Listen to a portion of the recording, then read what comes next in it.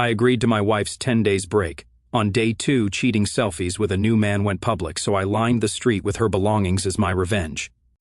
Days to think about our marriage and find clarity. When my wife sat me down last Tuesday evening with that serious expression, I knew exactly what was coming. Women don't ask for breaks to save marriages, they ask for breaks to test drive replacements. But here's the thing about me: I don't panic, I don't beg, I listen, I process, and I make calculated decisions. So when she finished her rehearsed speech about needing space and time to reflect, I simply nodded and said, "Fine, 10 days it is." The look on her face was priceless. She'd obviously prepared for tears, for pleading, for some desperate attempt to change her mind. Instead, she got stone-cold agreement. I could see the wheels turning in her head, trying to figure out if this was some reverse psychology trick. It wasn't. I was already 3 steps ahead. "You seem surprised," I said, leaning back in my chair. "Isn't this what you wanted?" She stammered something about not expecting me to be so calm about it. Of course she didn't. In her mind, I was supposed to fall apart at the thought of losing her. What she didn't realize is that you can't lose something that's already checking out. The next morning, I watched her pack her bags with the efficiency of someone who'd been planning this for weeks. She had everything ready: where she'd stay, what she'd take, even which car she'd drive. Wasn't a spontaneous need for space. This was a calculated move. "I'll be staying at my friend's place," she announced, not making eye contact. "The one downtown." I knew exactly which friend she meant, the single one who'd been filling her head with ideas about living your best life and not settling for less, the same friend who'd been encouraging her to go out more, dress differently, and question our relationship at every turn. "Makes sense," I replied, not looking up from my coffee. "Close to all the action downtown." She paused at that comment, bag in hand, searching my face for any sign of emotion, but I learned long ago that showing weakness to someone already looking for the exit only speeds up their departure. As she headed toward the door, she turned back one more time. "We should probably avoid contact during this time, to really think things through." There it was, the real agenda. She didn't want me calling, didn't want me checking in, didn't want any interruption to whatever she had planned for these 10 days.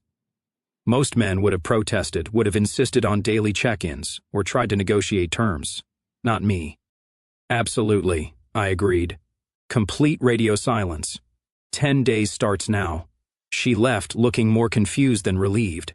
I could practically see her texting her friend before she even reached the car, probably saying something like, "He took it too well. Something's wrong." The house felt different immediately, not empty, liberated. I'd been walking on eggshells for months, trying to fix something that was already broken, trying to win back someone who'd mentally moved on. Now I could think clearly. That evening I did what any rational man would do.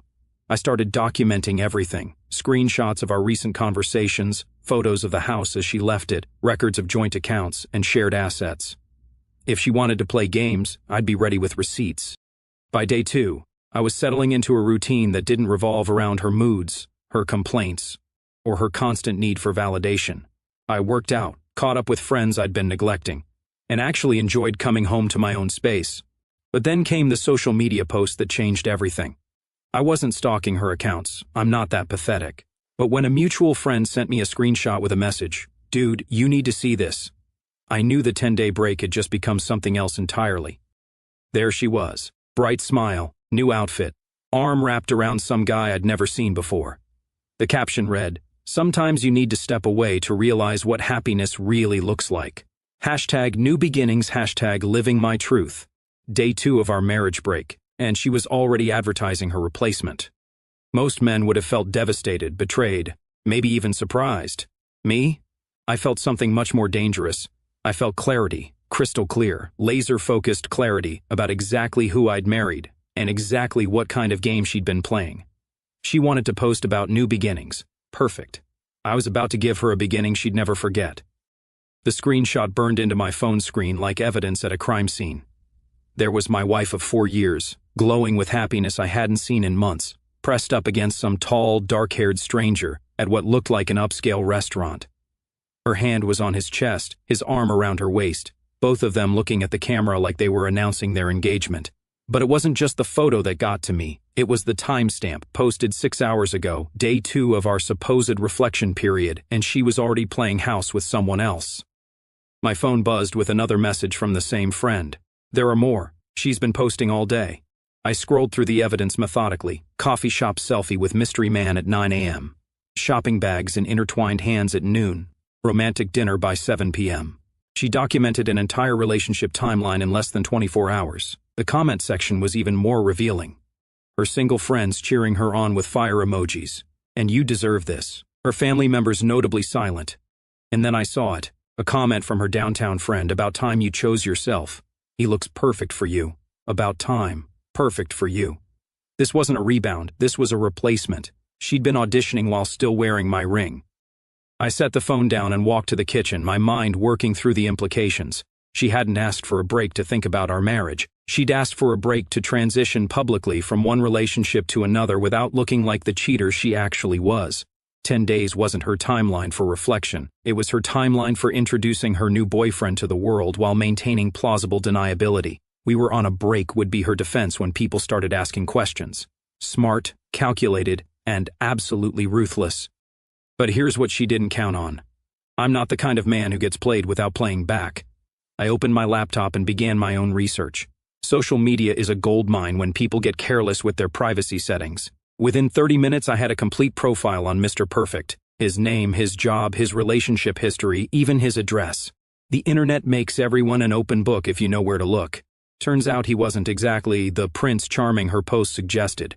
Recently divorced with a pattern of overlapping relationships that his ex-wife had documented quite thoroughly in their very public divorce proceedings. My wife had excellent taste. She'd found someone exactly like herself.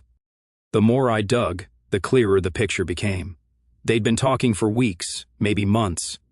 Those late nights on her phone weren't work calls. Those mysterious errands weren't grocery runs.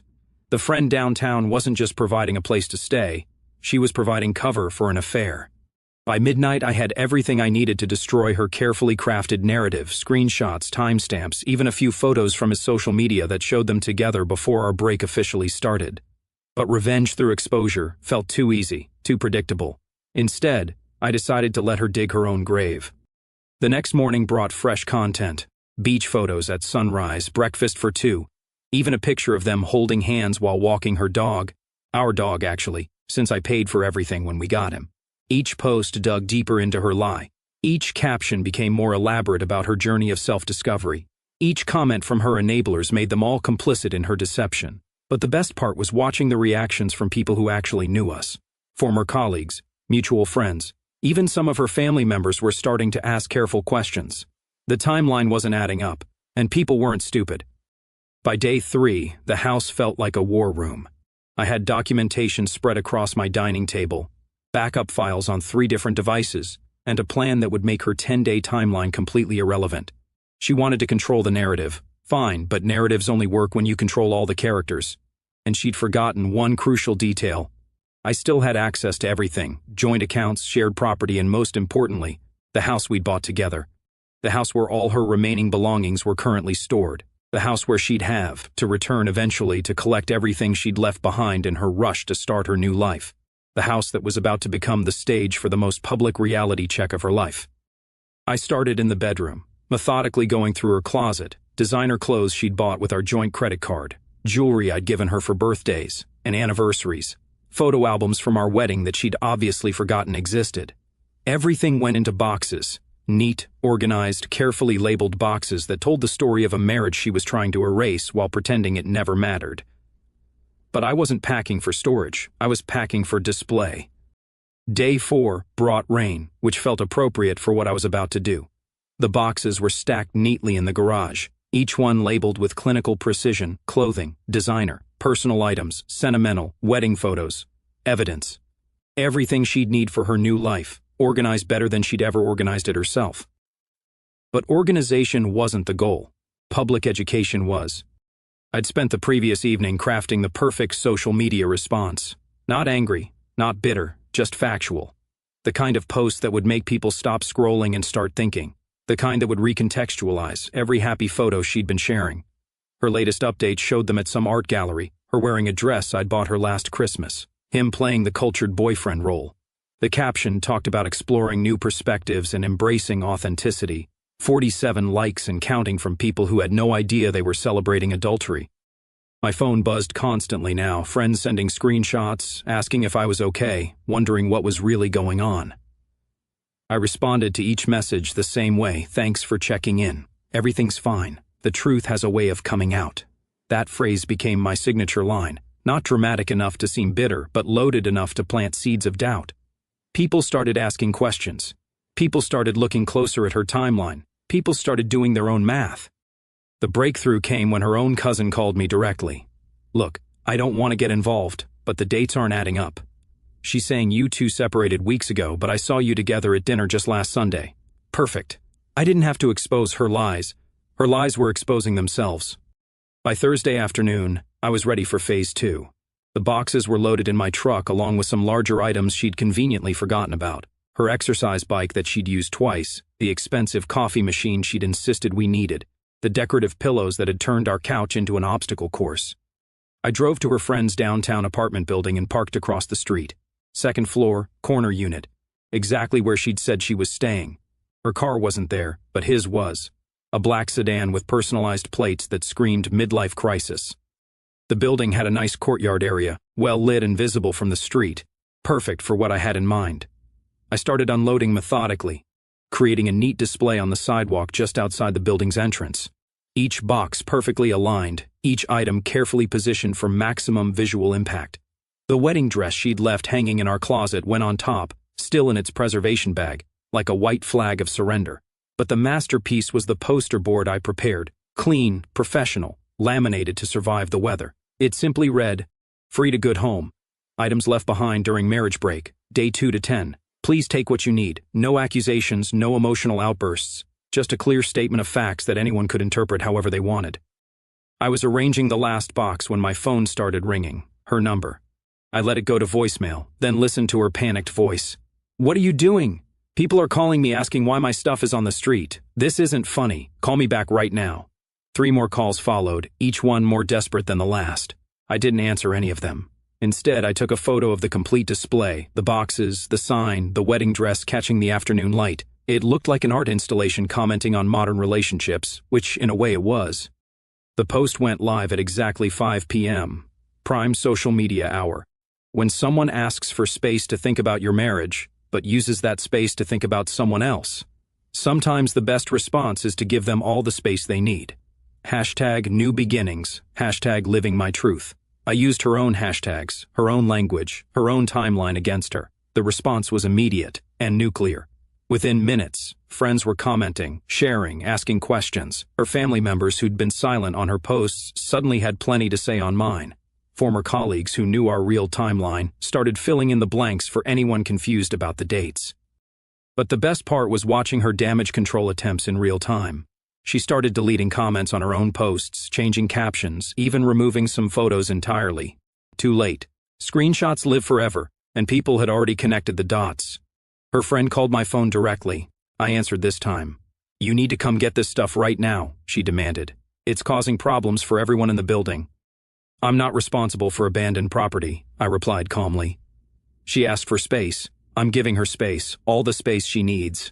This is harassment. This is generosity. I could have charged storage fees. By evening, the sidewalk display had attracted attention from neighbors, passers-by, and apparently several people who actually knew us.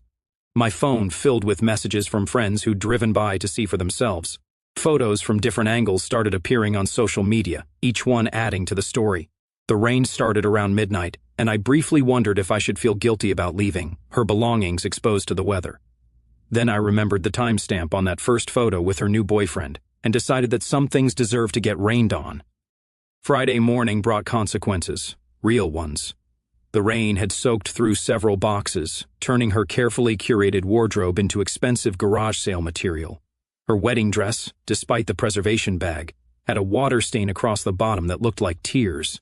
The irony wasn't lost on me, but the weather damage was nothing compared to the social media storm brewing around her carefully constructed lies. My post had gone viral within our circle, not internet-famous viral, but small-town scandal viral, which is infinitely more devastating. Every mutual friend, family member, and acquaintance now had front-row seats to her deception. The comments section read like a real-time investigation, with people comparing timelines, sharing screenshots, and connecting dots she never intended them to find. Her attempts at damage control only made things worse. She posted a lengthy explanation about private matters and misunderstandings, but it rang hollow against the mountain of evidence now circulating. When you're caught lying, more words just create more lies to keep track of. The best part was watching her boyfriend's reaction unfold in real time. His social media activity dropped to zero after Tuesday.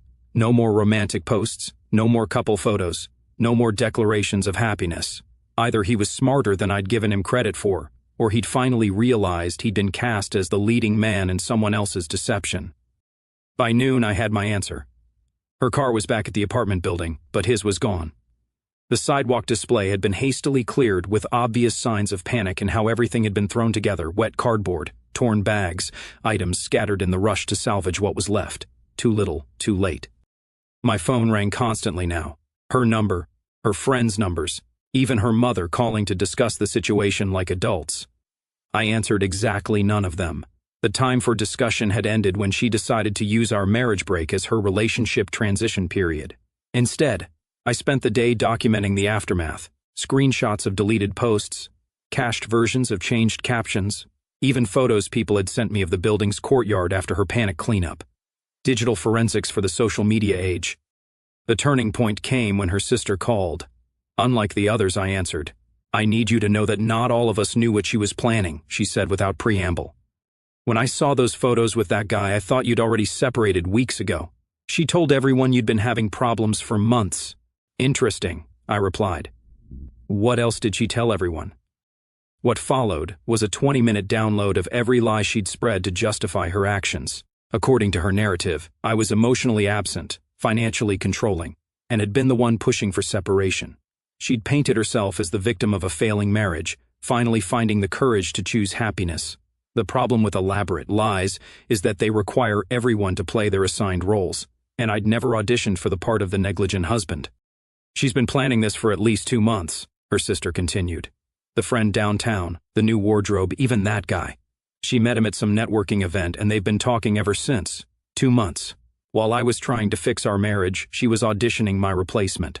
"Why are you telling me this?" I asked. "Because what she did was wrong, and because everyone deserves to know the truth." The truth? What a concept. That evening, I crafted one final social media post. Not angry, not vindictive, just factual. A simple timeline with dates, events, and publicly available evidence. Her request for a marriage break, the timeline of her social media posts, the discovery of her relationship that predated our separation by months. I ended with a single line. "Sometimes the best way to save a marriage is to discover it was already over."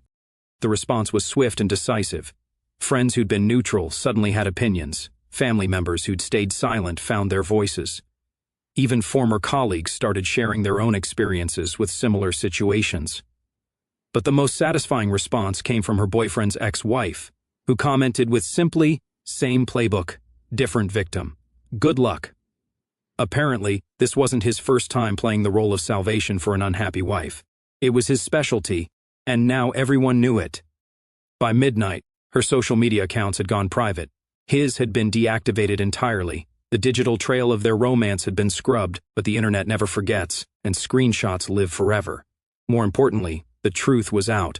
Not my version of the truth, not her version, but the actual documented, time-stamped truth that anyone could verify for themselves. Saturday morning brought silence. No more calls, no more messages, no more frantic attempts at explanation or damage control. Just silence, and the sound of consequences finally catching up to choices. I made coffee in my quiet kitchen and checked my phone one last time. Her latest post, visible only to close friends now, was a single sentence: "Some bridges burn themselves." I couldn't have said it better myself. Sunday afternoon, she finally came home. I heard the car door slam before I saw her. The same aggressive sound she'd made when angry about trivial things like dirty dishes or missed dinner reservations, except now she was angry about consequences, which hit differently. She stood on the front porch for a full minute before using her key, probably rehearsing her speech, gathering her courage, or maybe just hoping I wouldn't be there. But I was exactly where I belonged, in my house, drinking my coffee, reading my book like nothing had changed, because for me, nothing had changed. I'd simply stopped pretending. The door opened with theatrical slowness. She entered like she was walking into a trap, which wasn't entirely wrong. Every step was calculated, every movement designed to gauge my mood and adjust her approach accordingly. "We need to talk," she announced from the doorway. I didn't look up from my book. "Do we?" "Don't be childish. This whole social media thing has gotten out of hand." Childish. Interesting word choice from someone who documented her affair like a teenager with her first boyfriend. "I'm not sure what you mean," I replied, turning a page. "I thought we agreed on no contact during your reflection period." She moved closer, abandoning the careful approach for direct confrontation. "You know exactly what I mean. Posting my belongings on the street like some kind of revenge fantasy. It's embarrassing." "For who?" "For both of us. People are talking. My family is asking questions. My friends think you've lost your mind." I finally looked up, meeting her eyes with the kind of calm that comes from holding all the cards. "Your friends think I've lost my mind for giving you exactly what you asked for. That's fascinating." She perched on the edge of the couch, maintaining distance, but trying to appear approachable. Classic manipulation technique. Close enough to seem engaged, far enough to retreat if necessary. "Look, I know this looks bad, but you don't understand the whole situation. Enlighten me." The break wasn't about him. It was about us, about figuring out what we both wanted. And yes, I met someone during that time, but it wasn't planned. I closed my book and gave her my full attention. 2 months? What? You've been talking to him for 2 months. Your sister confirmed it yesterday when she called to apologize for your behavior. The color drained from her face. She hadn't expected her own family to turn on her. Hadn't calculated the cost of lies that required everyone else to lie too. "My sister doesn't know what she's talking about." "Your sister has screenshots. Lots of them. Apparently, you've been sharing details about your new relationship longer than you've been pretending our marriage was in trouble." She stood up, pacing now, the careful composure cracking. "This is ridiculous. I came here to have an adult conversation about moving forward, and you're throwing around accusations based on gossip." "Moving forward," I repeated. Interesting phrase. "How exactly do you envision that working? We could try counseling, work through our issues. Give us a real chance instead of playing these games." There it was, the pivot, the moment when the cheater becomes the victim, when their bad choices become mutual problems, when their affair becomes a relationship issue that requires joint effort to solve. "What issues?" I asked. "Be specific." She launched into a prepared speech about communication problems, emotional distance, and incompatible life goals, all very reasonable sounding, all completely fabricated for this moment. She'd been happy enough with our communication when she needed help moving her stuff out for her 10-day escape plan. "So let me understand," I interrupted. "Our marriage had all these problems, but instead of discussing them with me, you discussed them with him for 2 months while planning your exit strategy and setting up your replacement relationship. It wasn't like that." "What was it like?" "It was complicated." "Complicated," I repeated. "You know what's not complicated? Honesty, respect, basic human decency. You know what else isn't complicated? The fact that you're still wearing your wedding ring while asking me to compete for a position that's already been filled." She looked down at her hand like she'd forgotten the ring was there. Maybe she had. Maybe she'd worn it so long it had become invisible, just like the marriage it represented. "I never meant for things to happen this way," she whispered. "But they did happen this way. And now you want me to pretend they didn't, so you can have your backup plan if your first choice doesn't work out. That's not what this is." "Then what is it?" "Because from where I'm sitting, it looks like someone who made their choice and is now trying to avoid the consequences." She sat back down, tears starting to form. Real ones or performed ones, I couldn't tell anymore. Didn't matter either way. "I made a mistake," she whispered. "A terrible mistake. But it doesn't have to end everything." "You're right," I agreed. "Your mistake doesn't have to end everything. But it did end this." I stood up, walking to the window that overlooked our driveway. Her car was parked behind mine, blocking me in. Even in defeat, she was still trying to control the situation. "You need to move your car," I said without turning around. "I have plans this evening." "What kind of plans?" I turned to face her one last time. The kind that don't require your approval, your input, or your presence. The kind of plans free people make. 3 months later, I ran into her at the grocery store. She was alone, looking smaller somehow, like the confidence she'd borrowed from her affair had expired along with the relationship. The designer clothes were gone, replaced by practical outfits that suggested someone living on a single income. The glow from those early social media posts had faded into something closer to regret. She saw me first, freezing in the cereal aisle like she'd been caught stealing. I nodded politely and continued shopping. No drama, no confrontation, no need to prove anything. The work was already done. "You look good," she said as I passed her cart. I did look good. 3 months of focusing on myself, instead of managing someone else's emotional chaos, had that effect. Regular workouts, better sleep, actual social life with friends who didn't require constant reassurance about their choices. "Thank you," I replied, not returning the compliment because I wasn't in the business of making liars feel better about themselves. "How have you been?" "Excellent," I said and meant it. "You?" She glanced at her cart filled with generic brands and single-serving meals. Getting by. Getting by. The phrase said everything she couldn't. The Prince Charming had turned out to be a predictable disappointment. The downtown friend had gotten tired of providing cover for poor decisions. The family members who'd bought into her victim narrative had quietly backed away once the truth came out. Actions have consequences. Always. "I heard you're dating someone new," she said, fishing for information she had no right to request. "I'm living my life," I corrected. That's what free people do. The divorce had been finalized 2 weeks earlier. Clean, simple, with none of the drama she'd tried to create through her lawyer. Hard to claim victim status when the evidence of your choices is documented across multiple social media platforms. She'd kept the friend downtown. I'd kept the house. She'd kept her new beginning. I'd kept my self-respect. Fair trade. "I want you to know that I'm sorry," she said, "for how everything happened. For the timing, for the lies, for all of it." I studied her face, looking for sincerity behind the apology. Found some, mixed with self-pity and the kind of regret that comes from facing consequences, rather than feeling genuine remorse.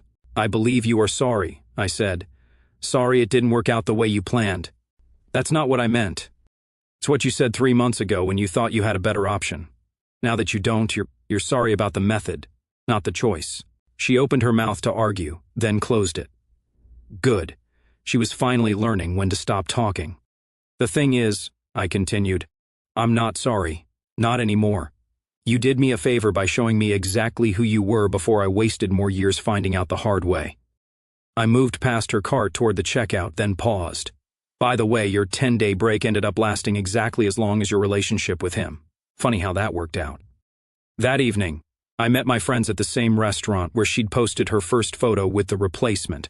Different table, different company, different energy entirely. These were people who knew my worth without needing constant proof, who showed up consistently without needing dramatic exits to prove their independence.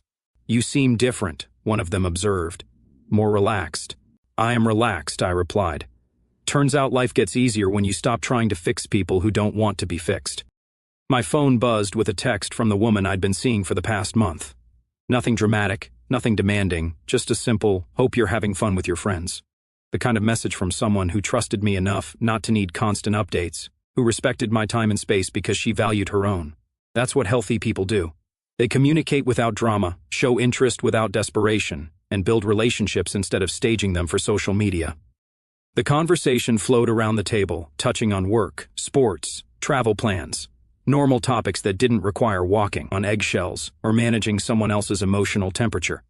This was what I'd been missing during those final months of trying to save something that was already dead. Later that night, I sat on my back deck with a beer, looking at the space where her exercise equipment used to clutter the patio. The yard looked bigger now, more organized, like everything else in my life. My phone showed 3 missed calls from an unknown number, probably her, trying to continue the conversation from the grocery store. I deleted the notifications without listening to the voicemails. Some conversations don't deserve to be finished. The house was quiet but not empty, quiet by choice rather than abandonment. The difference between solitude and loneliness is control, choosing your own company versus having it chosen for you.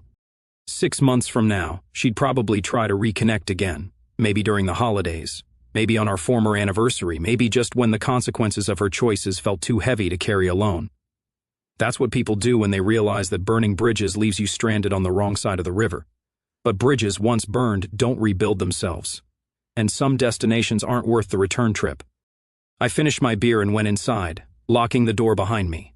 Tomorrow would bring new opportunities, new experiences, new people who understood that respect isn't negotiable, and trust isn't renewable. Tonight, I was exactly where I belonged, in my own space, on my own terms, answerable only to someone who had earned the right to my consideration. That person was me, and for the first time in years that felt like enough.